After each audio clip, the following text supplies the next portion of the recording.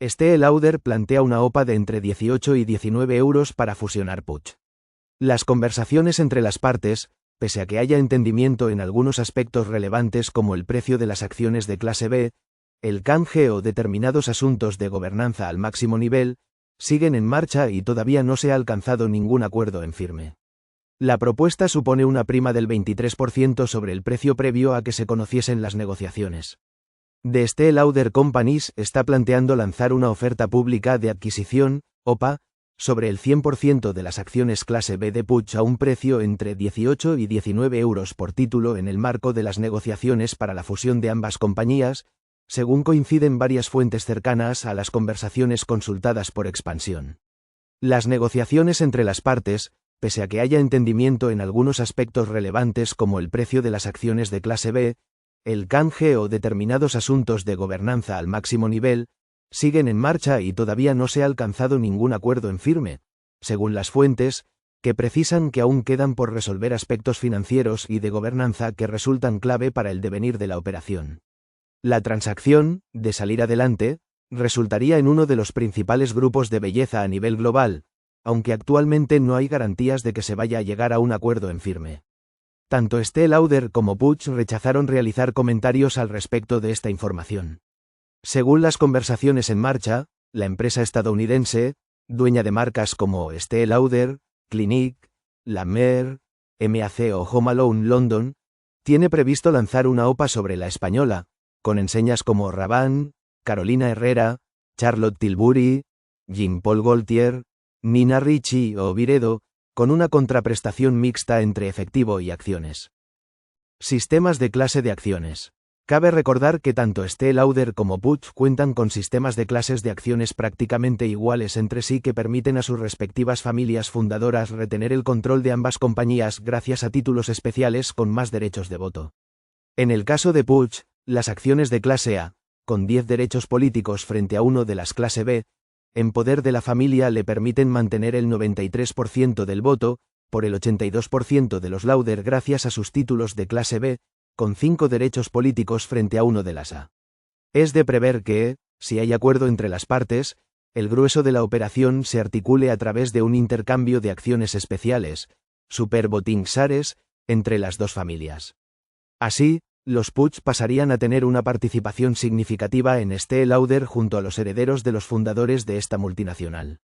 Estée Lauder, no obstante, tiene que ofrecer a los minoritarios de Puig la opción de recibir una contraprestación en metálico por sus acciones de clase B, con un solo derecho de voto. Según una de las fuentes consultadas, el precio podría estar entre 18,5 y 18 euros con 70 céntimos por título. Este precio, en su rango bajo, representa una prima del 0,93% sobre el cierre de ayer o del 23% con respecto al cierre anterior a que se conociesen las negociaciones. Independientemente de que algunos de ellos eligiesen cobrar en especie, la legislación prevé que el oferente tiene que asegurar el 100% del componente susceptible de ser percibido en efectivo, por lo que Estée Lauder ha encargado a JP Morgan estructurar el aseguramiento de la operación, como publicó Expansión el pasado 21 de abril. Ecuación de canje. Tomando como referencia un precio en metálico de 18 euros con 50 céntimos por acción B de Puig Brands, el canje accionarial de la transacción puede variar de manera significativa en función de la fecha que se tome como referencia. Con las cotizaciones del 22 de marzo, antes de que se conocieran las negociaciones para la fusión, ese importe en efectivo equivaldría a recibir 0,25 acciones a de Estée Lauder por cada acción B de Puig. Sin embargo, con los precios actuales, el intercambio sería de 0,28 títulos de la empresa estadounidense por cada participación en la española. Es decir, hay una diferencia del 12%, que se explica por la caída de Estée Lauder en bolsa al anticipar el mercado la posible OPA. Ahora sus acciones de clase A, sin derechos políticos especiales, cotizan en la bolsa de Nueva York a unos $77, cuando antes lo hacía a cerca de $86. Con el canje de 0,25 acciones por uno de Puig, el grupo Estée Lauder debería emitir unos 700 millones de acciones nuevas, lo que implicaría ampliar el capital de sus acciones en un 20% si todas las acciones B de Puig eligen cobrar en especie. Si eligiesen cobrar en efectivo, el desembolso que tendría que afrontar Estée Lauder sería cercano a 3.250 millones de euros, que es el importe que debe asegurar JP Morgan. El banco de negocios estadounidense también se encarga de estructurar la refinanciación de los cerca de 1.500 millones de euros en deuda de Puig. Pero la ecuación final dependerá de la fecha de anuncio de la oferta, ya que la legislación española de OPAs pide tomar como referencia la cotización media ponderada de los 3 meses previos a esa comunicación. Esto situaría el canje todavía más bajo para Puig, en función de la jornada del anuncio, ya que la acción de Estée Lauder estaba en febrero a $115, antes de la guerra de Irán. Según la legislación de OPAs, las permutas que se propongan serán claras en cuanto a la naturaleza, valoración y características de los valores que se ofrezcan en canje, así como en cuanto a las proporciones en que hayan de producirse.